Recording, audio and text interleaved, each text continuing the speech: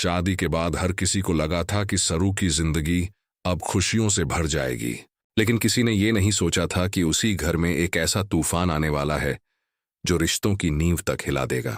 एक थप्पड़, सिर्फ एक थप्पड़, लेकिन उस थप्पड़ के पीछे छिपा था दर्द, गुस्सा और ऐसा सच जिसने सब कुछ बदल कर रख दिया। आखिर शादी के बाद ऐसा क्या हुआ कि सरू ने खुद अपनी ही दुनिया को तोड़ने की शुरुआत कर दी? और क्यों राजत की आंखों में पहली बार प्यार नहीं बल्कि डर दिखाई दिया? कहानी का ये मोड़ आपको आखिर तक सोचने पर मजबूर कर देगा। अगर आपको ऐसे ही दमदार और इमोशनल ट्विस्ट पसंद हैं तो अभी वीडियो को लाइक कर दीजिए और चैनल को सब्सक्राइब जरूर कीजिए ताकि आगे आने वाले बड़े खुलासे आपसे मिस ना हों। हुक शादी के बाद हर किसी को लगा था कि सरू की जिंदगी अब खुशियों से भर जाएगी, लेकिन किसी ने ये नहीं सोचा था कि उसी घर में एक ऐसा तूफान आने वाला है जो रिश्तों की नींव तक हिला देगा।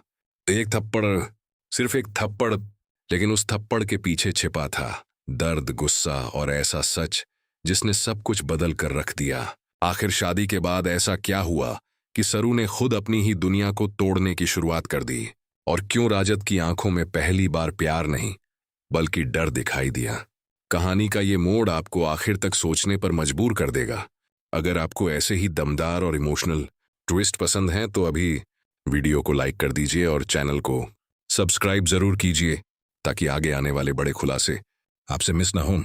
सेक्शन एंग शादी का दिन खत्म हो चुका था। घर में अभी भी सजावट की चमक बाकी थी। दीवारों पर लगी लाइटें ऐसे जगमगा रही थीं जैसे हर तरफ खुशियों का मेला लगा हो। लेकिन उन चमकती रोशनियों के बीच सरू की आंखों में एक अजीब सी बेचैनी साफ दिखाई दे रही थी। उसने चेहरे पर मुस्कान जरूर रखी थी, लेकिन उसके दिल के अंदर कुछ ऐसा चल रहा था जिसे कोई समझ नहीं पा रहा था। राजत लगातार कोशिश कर रहा था कि सरू सहज महसूस करे।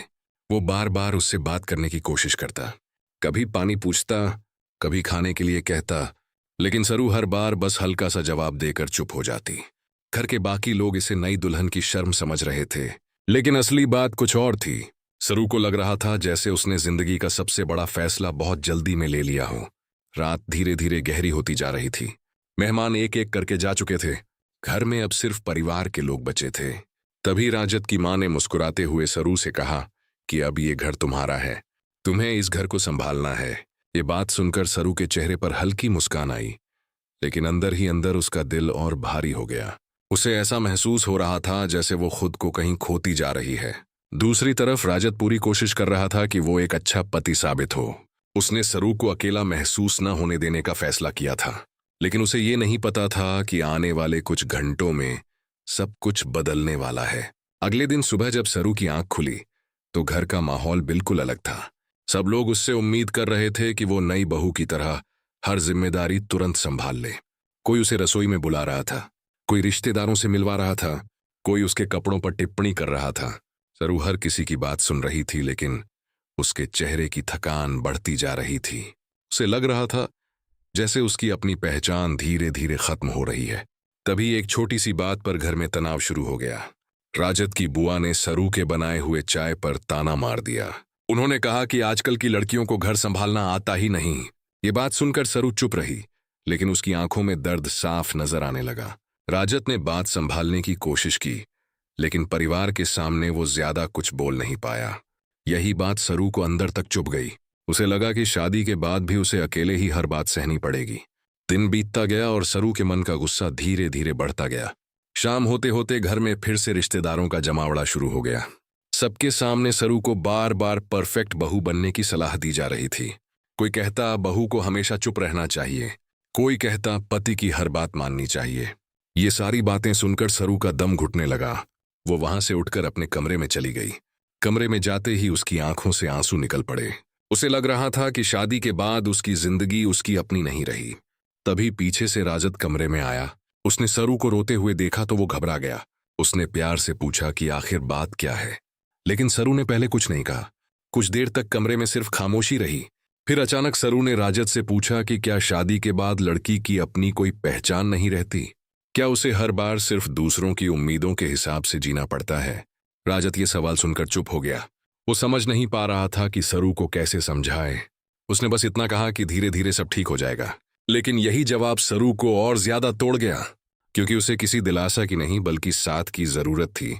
उसी समय बाहर से किसी ने आवाज लगाई और राजत तुरंत कमरे से बाहर चला गया। सरू अकेली बैठी रह गई। उसकी आंखों में अब आंसुओं की जगह गुस्सा दिखाई देने लगा था। उसे महसूस हो रहा था कि इस घर में उसकी भावनाओं की कोई कीमत नहीं है। अगले दिन सुबह माहौल और ज्यादा खराब हो गया। राजत ऑफिस जाने की तैयारी कर रहा था, तभी उसकी मां ने सरू को लेकर कुछ ऐसी बातें कह दीं जो उसके दिल में सीधा उतर गईं। उन्होंने कहा कि शादी के बाद लड़की को अपने मायके की आदतें भूलनी पड़ती हैं। सरू ने यह सुनते ही खुद को रोकने की कोशिश की, लेकिन उसके अंदर जमा दर्द अब बाहर आने लगा था। राजत ने फिर माहौल शांत करने की कोशिश की, लेकिन इस बार सरू को लगा कि वो हमेशा की तरह सिर्फ बातें बना रहा है। उसे पहली बार एहसास हुआ कि शायद राजत कभी उसके लिए अपने परिवार के खिलाफ खड़ा नहीं होगा। यही सोच उसके दिल को अंदर से तोड़ रही थी। दोपहर के समय जब सब लोग साथ बैठे थे, तभी एक छोटी सी बात ने बड़ा रूप ले लिया। सरू से गलती से एक प्लेट गिर गई।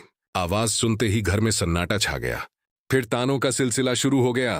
किसी ने कहा नई बहू बहुत लापरवाह है, किसी ने कहा इसे जिम्मेदारी निभानी नहीं आती। सरू लगातार सब सुनती रही। उसकी आंखों में आंसू थे, लेकिन इस बार उसने उन्हें बाहर नहीं आने दिया। तभी राजत ने गुस्से में सरू से कहा कि उसे थोड़ा संभल कर रहना चाहिए था। बस यही वो पल था जिसने सरू को पूरी तरह तोड़ दिया। उसे लगा कि जिस इंसान से उसे सबसे ज्यादा सहारे की उम्मीद थी, वही आज सबके सामने उसे गलत साबित कर रहा है। सरू का गुस्सा अब अपने चरम पर पहुंच चुका था। कमरे में मौजूद हर इंसान खामोश हो गया, क्योंकि पहली बार सरू ने अपनी आवाज ऊंची की। उसने कहा कि वो कोई मशीन नहीं है जो हर वक्त सबको खुश करती रहे। उसने कहा कि शादी का मतलब अपनी पहचान खो देना नहीं होता। उसकी बातें सुनकर सब लोग हैरान रह गए। राजत ने उसे शांत करने की कोशिश की, लेकिन अब बहुत देर हो चुकी थी। सरू के दिल में जमा दर्द बाहर निकल चुका था, और फिर अचानक ऐसा हुआ जिसकी किसी ने कल्पना भी नहीं की थी। सरू ने गुस्से में राजत को थप्पड़ मार दिया। पूरे घर में जैसे समय रुक गया। किसी को समझ नहीं आया कि अभी क्या हुआ। राजत खुद भी सदमे में खड़ा रह गया। सरू की सांसें तेज हो रही थीं। उसकी आंखों में गुस्सा और दर्द दोनों साफ दिखाई दे रहे थे। और उसी पल सबको एहसास हुआ कि ये सिर्फ एक थप्पड़ नहीं था, ये उन सारी तकलीफों का विस्फोट था जो शादी के बाद से सरू अपने अंदर दबाए बैठी थी। लेकिन असली तूफान तो अब शुरू होने वाला था। अगर आप जानना चाहते हैं कि इस थप्पड़ के बाद राजत क्या फैसला लेने वाला है और कैसे एक पल में पूरा परिवार बिखरने की कगार पर पहुंच जाएगा, तो वीडियो को लाइक जरूर कीजिए। साथ ही चैनल को सब्सक्राइब और शेयर करना मत भूलिए, क्योंकि आगे आने वाला ट्विस्ट हर किसी को चौंका देगा। सेक्शन 2 में पसरा हुआ सन्नाटा अब डर में बदल चुका था। किसी की हिम्मत नहीं हो रही थी कि वो कुछ बोले। सरू के हाथ अभी भी कांप रहे थे, और राजत बिना कुछ कहे बस उसे देखे जा रहा था। उसके चेहरे पर दर्द से ज्यादा हैरानी थी। शायद उसने कभी सपने में भी नहीं सोचा था कि शादी के सिर्फ कुछ दिनों बाद उसकी जिंदगी इस मोड़ पर आ जाएगी। राजत की मां सबसे पहले होश में आईं और गुस्से से चिल्लाने लगीं कि इस घर में आज तक किसी बहू ने ऐसी हरकत नहीं की। उनकी आवाज पूरे घर में गूंज रही थी। रिश्तेदार आपस में फुसफुसाने लगे। कोई सरू को गलत कह रहा था तो कोई ये समझने की कोशिश कर रहा था कि आखिर मामला इतना बढ़ा कैसे। लेकिन सरू अब चुप नहीं रहने वाली थी। उसने पहली बार बिना डरे सबके सामने कहा कि इंसान की सहन करने की भी एक हद होती है। उसने कहा कि शादी के बाद से हर दिन उसे ऐसा महसूस कराया गया जैसे उसकी कोई अहमियत ही नहीं।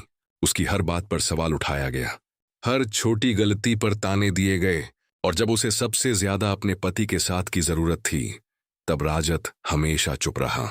ये सुनते ही राजत की आंखें नीचे झुक गईं। शायद पहली बार उसे एहसास हो रहा था कि उसकी खामोशी ने सरू को कितना अकेला कर दिया था। लेकिन अब हालात इतने बिगड़ चुके थे कि उन्हें संभालना आसान नहीं था। तभी राजत के पिता ने गुस्से में कहा कि अगर सरू को इस घर के नियम पसंद नहीं तो वो यहां रहने के लिए मजबूर नहीं है। ये बात सुनते ही माहौल और ज्यादा भारी हो गया। सरू की आंखों में फिर आंसू आ गए, लेकिन इस बार वो कमजोर नहीं दिख रही थी। उसने साफ शब्दों में कहा कि वो किसी की गुलामी करने नहीं आई। वो रिश्ते निभाना चाहती थी, लेकिन अपनी इज्जत खोकर नहीं। उसकी बातें सुनकर कुछ देर के लिए सब खामोश हो गए। राजत अब भी कुछ नहीं बोल पा रहा था। उसका दिल एक तरफ परिवार के साथ था, तो दूसरी तरफ वो समझ रहा था कि सरू पूरी तरह गलत भी नहीं है। लेकिन उसकी यही उलझन हालात को और बिगाड़ रही थी। रात गहराती जा रही थी। रिश्तेदार धीरे धीरे वहां से जाने लगे, लेकिन जाते जाते हर कोई इस घटना की चर्चा कर रहा था।